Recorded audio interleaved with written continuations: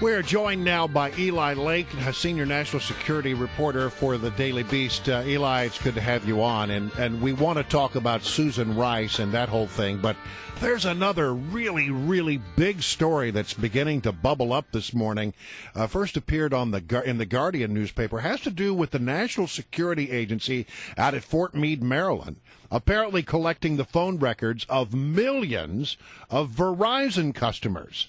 And we have a court order that suggests that this is the case. And I sort of suspect it's not just Verizon, but this is pretty shocking stuff. I don't think most Americans know that their phone calls are being collected. All the records from their phone calls are being recorded by the National Security Agency. Well, this is a couple things. Early days on this. Huge story from The Guardian. A couple thoughts. One, if you look at the dates of when this stuff was collected, it seems like this is all related to the Boston Marathon bombing. Now, we'd heard initially there was concerns that this could have been a cell phone-operated trigger on the bomb itself.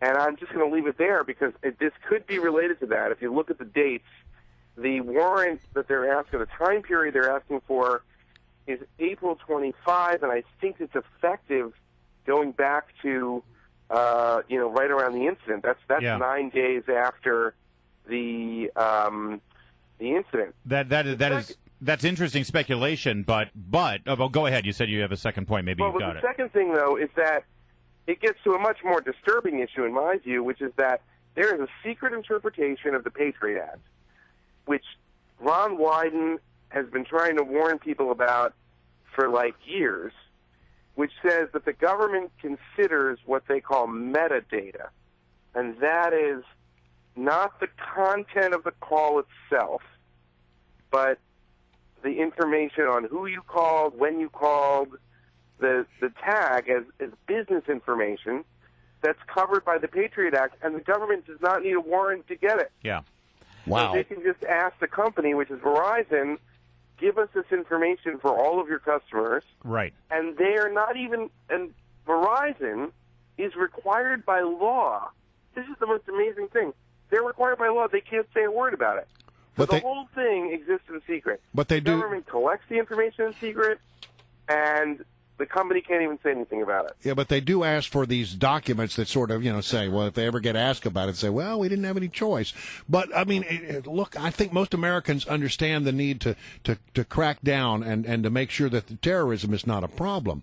But it seems sort of overly broad that millions, tens of millions of phone records are being collected and kept by the National Security Agency. I agree that it's very disturbing, and I'm worried about a lot of the secrecy here. I want to give the government their due, because here's what they would say. They would say they're not listening to the content of the calls. Right. And they're not looking at the individual's records. They're not looking for, Eli Lake's various phone stuff, although we don't really know because the whole thing's in secret. But one thing you will hear is that this is something that they need for what they call link analysis. So really, this is just a whole bunch of data that they can then use with their search engines to find out information that they need in terms of, all right, well, we're trying to track a terrorist, and we want to find out, who else they talk to so we can see they're part of a larger that's interesting, network. Yeah. And they would need this information so they could then run data mining programs. But Eli, this was front page a story for weeks and weeks and weeks during the Bush administration when it was discovered that they were doing the same thing, searching metadata, but it was specific to calls that were being made to hotspots like Pakistan or Yemen and such.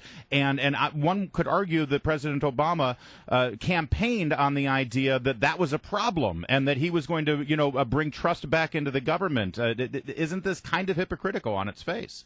Well, I've been writing for 5 years that Barack Obama, talks like a comparative religion professor, but acts like a Blackwater executive. But I will tell you this.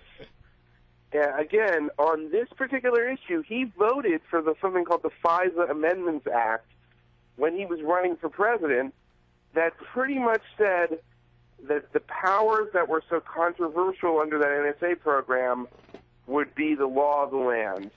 And there's been no indication that Barack Obama, at least in terms of this question of collecting lots of electronic surveillance information, was any way substantively different than Bush. You're right. He employed the sort of airy general rhetoric of a civil libertarian when he was running in 2008. Much less so, by the way, in 2012. Then he was, we killed bin Laden, we killed bin Laden. But in 2008, Obama did run the primary as a civil libertarian. But on this particular issue, he never indicated that he was with the ACLU. All right. In fact, he indicated the opposite. We need to talk about Susan Rice for a moment. A lot of people look at this and they go, well, it's not unexpected, but it certainly is going to be controversial. I think this is, and this, can I say something? On the one hand, I understand exactly, Susan Rice is one of the most trusted advisors for Barack Obama, but from the perspective of the White House, this is basically saying we think Benghazi is old news, and we think the Republicans have no basis to be concerned about it. So we're going to make as the National Security Advisor a position that you do not have to confirm in the Senate, the woman who delivered the talking points that ended up being wrong. Now, there's no indication that Susan Rice wrote the talking points or had anything to do with generating the bad information that she helped put out there.